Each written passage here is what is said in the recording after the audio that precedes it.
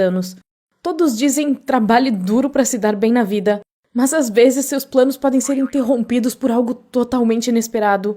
Tipo, uma solitária na cabeça, por exemplo. Essa história começou 2 anos atrás, quando meus pais resolveram se divorciar.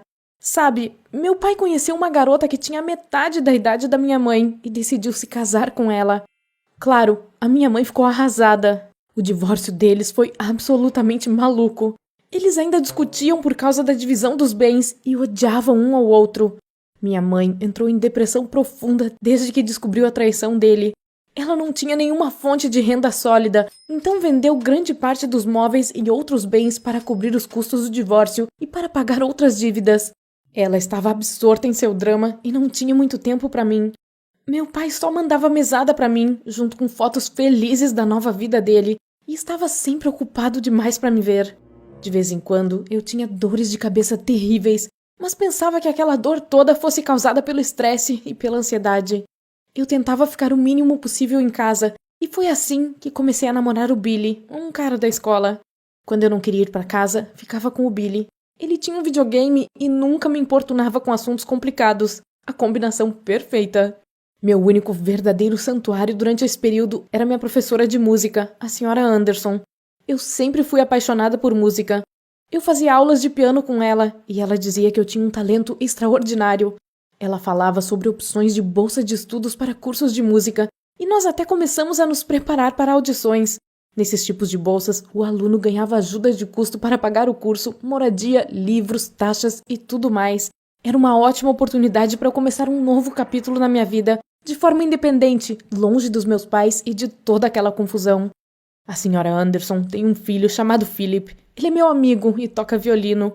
Aí, ela sugeriu que nós preparássemos uma apresentação juntos. Eu o achava um ótimo músico e fiquei empolgada com a ideia. Nós ensaiávamos juntos regularmente e acabamos nos tornando muito amigos. Tanto que de vez em quando eu tinha a sensação de que o Philip me entendia muito mais que o meu namorado. O tempo passou muito rápido. 1 mês antes da minha primeira audição, certo dia cheguei em casa da escola e vi um cara estranho olhando meu piano. Quando ele foi embora, a minha mãe disse que iria vender um instrumento, pois precisava de dinheiro. Eu não acreditei no que estava ouvindo. Será que ela não tinha sequer desconfiado que sua filha estava dedicando sua vida à música? Eu já tinha conversado com ela sobre isso 1 milhão de vezes. Nós brigamos feio. Ela disse para eu ligar para o meu pai e pedir um piano novo, já que isso era tão importante para mim. Aí, minha ficha caiu e eu entendi o plano dela. Ela estava tentando obrigar o meu pai a pagar para ela não vender o meu piano. Uma loucura, não? Enfim, eu liguei para o meu pai. Ele tinha gastado uma fortuna com a festa de casamento e com o cruzeiro da lua de mel, então não podia me ajudar naquele momento. E ele não iria à minha apresentação, claro. Minha mãe estava parada perto de mim, ouvindo a conversa, e começou a gritar com ele. Aí ele simplesmente desligou. E eu passei a odiar meus pais com todas as minhas forças daquele momento em diante. Eu corri para o meu quarto, fechei a porta e chorei até não aguentar mais. Minha dor de cabeça estava mais forte do que de costume. Eu não estava nada bem e liguei para o meu namorado, esperando receber algum conselho. Mas ele fez piada com a situação, dizendo que talvez eu devesse entrar na faculdade de Direito. Eu chorei ainda mais e disse para o Billy que era melhor a gente terminar o nosso relacionamento. A senhora Anderson foi a única pessoa que me apoiou naquele momento. Ela me deixou ir à casa dela para tocar no seu piano durante o tempo que eu quisesse. Durante aquele mês, o Philip e eu conseguimos nos preparar para 2 concertos já agendados, a prova semifinal e a final. Enquanto isso, minha mãe vendeu meu piano para se vingar do meu pai e nunca pediu desculpas por ter feito isso. No dia da semifinal, eu acordei cedo para me preparar e estava sentindo aquela dor de cabeça estranha de novo. Como sempre, achei que era só estresse e tomei uma aspirina. A minha mãe estava viajando ao trabalho e ficaria 1 semana fora. A apresentação estava marcada para as 5 da tarde e eu resolvi ir para a casa da senhora Anderson. Eu fui de bicicleta, mas passei mal no meio do caminho. Eu fiquei tonta, tudo girou. Aí eu parei na calçada e caí no chão. Me acordei no hospital. Eles injetaram um analgésico leve em mim e me senti um pouco melhor. Eu estava deitada na maca e o médico estava olhando para mim. Ele fez algumas perguntas e foi feita uma ressonância do meu cérebro. Eu vi o médico discutir as imagens do meu cérebro com os residentes e eles pareciam preocupados. Eu fiquei com tanto medo. Eu mal conseguia me lembrar do meu nome naquele momento. E por fim, ele mostrou as imagens para mim e disse que tinham encontrado uma tênia enorme e viva no meu cérebro. Eu precisava passar por uma cirurgia imediatamente. O médico disse que essa cirurgia era perigosa, pois poderia afetar a minha memória, mas sem ela, eu morreria. Aí eu perguntei a ele sobre minhas habilidades musicais.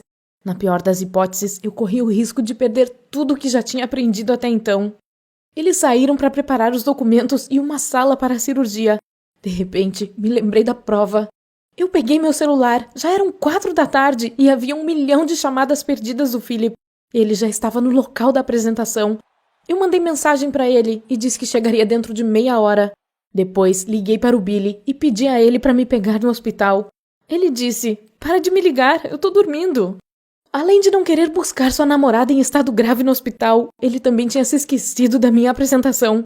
Aí eu contei pra ele sobre a solitária e sobre o risco de perder a memória. E ele ficou com nojo. A primeira coisa que ele perguntou foi se aquilo era contagioso e se ele poderia ser infectado se me beijasse. Ele só olhava para o próprio umbigo. E foi aí que eu finalmente disse pra ele, chega, Billy, não sou mais sua namorada. E desliguei. Aí, juntei o pouco de coragem que tinha, peguei minhas coisas e fugi do hospital. Eu tive sorte, pois um táxi estava vindo bem na hora que saí. Ainda bem que eu estava com a roupa da apresentação na bolsa. Eu me troquei dentro do carro mesmo. O motorista ficou chocado, mas agiu como um cavalheiro. Nós chegamos no teatro 20 minutos depois, bem na hora. Os analgésicos ainda estavam fazendo efeito e tudo parecia surreal. Talvez por isso o Philip e eu tenhamos tocado tão bem. Foi um sucesso. Todos aplaudiram. Nos bastidores, o Philip perguntou por que eu tinha me atrasado para um evento tão importante. E eu contei para ele sobre a solitária e sobre os riscos. Ele ficou arrasado. Depois, me abraçou e disse que tínhamos que ir para o hospital imediatamente. Mas eu disse para ele não entrar em pânico, pois eu tinha bolado um plano genial. Dentro de 2 dias, nós teríamos que fazer nossa apresentação final. E eu iria tocar, independentemente de qualquer coisa. O Philip tentou me fazer mudar de ideia, mas não adiantou. Então, ele decidiu que aquele era o momento certo para dizer que me amava, que me amou desde o instante em que me viu e que queria que eu vivesse. Tá, eu não queria morrer, mas não conseguia imaginar a minha vida sem a música. Eu me sentia responsável por nós dois. Afinal, o Philip não tinha nenhum verme na cabeça. Seria injusto acabar com a carreira dele também. O Philip finalmente concordou, mas me fez prometer que iríamos para o hospital imediatamente caso eu piorasse. Nós resolvemos passar esses 2 dias juntos e não contar nada para a Sra. Anderson, pois ela nunca apoiaria um plano maluco desses. Ela me amava como se eu fosse filha dela. Os funcionários do hospital ligaram para minha casa diversas vezes e eu tive que mentir. Eu fingi ser a minha mãe e disse que a minha filha tinha viajado para outra cidade em um passeio da escola e que seu celular estava fora da área. Eles disseram que a minha filha tinha que voltar para o hospital o quanto antes, pois a situação dela era grave. Eu senti culpa, mas tinha um bom motivo para estar fazendo isso. Enquanto eu ensaiava e relaxava com o Philip, me dei conta de que gostava dele também. Eu estava com dor de cabeça, mas fingi que tudo estava bem e tomei alguns analgésicos escondida no banheiro.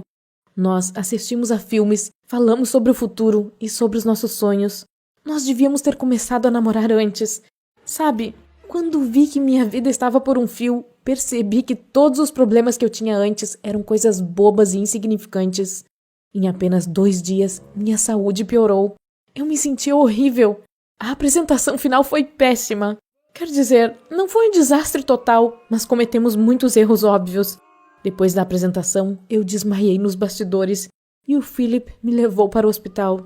O mesmo médico me encontrou na ambulância. Ele disse que estava impressionado com meu comportamento irresponsável. Ele me mandou direto para a sala de cirurgia. Eu estava em estado grave, e se tivéssemos chegado 1 minuto sequer depois, eu provavelmente estaria morta. Durante a cirurgia, minha mãe ficou sentada na sala de espera com o Philip. Ela tinha acabado de chegar de viagem e ouviu as mensagens que o hospital tinha deixado na secretária eletrônica. Mas o Philip ligou para ela para explicar a situação, embora eles nem se conhecessem. Eles tiveram uma conversa muito dócil. O Philip fez a minha mãe se dar conta de que vender meu piano tinha sido uma decisão muito injusta e cruel. Mesmo assim, ela o achou um idiota por ter consentido que a filha dela corresse aquele risco. Após a cirurgia, o médico disse que eu podia ver a solitária se quisesse, mas eu não quis. Eu estava com nojo. Ele me pediu para ter cuidado quando comesse carne de porco e outros alimentos futuramente, e disse que eu jamais poderia ignorar qualquer dor misteriosa de novo. Já minha mãe parecia estar muito chateada e pediu perdão por ter sido tão egoísta. Ela prometeu comprar outro piano para mim e nunca mais levar bacon para dentro de casa.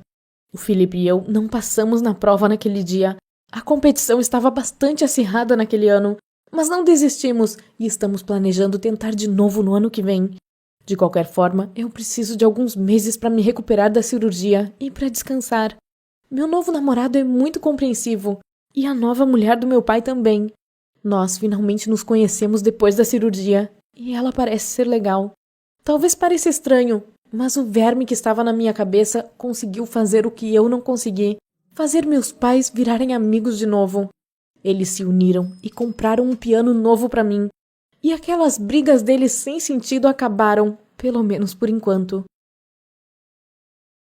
Então é isso, pessoal. Se tiverem gostado da minha história maluca, por favor, deixem um joinha para ela e inscrevam-se neste canal. Ah, e por favor, deixem um comentário.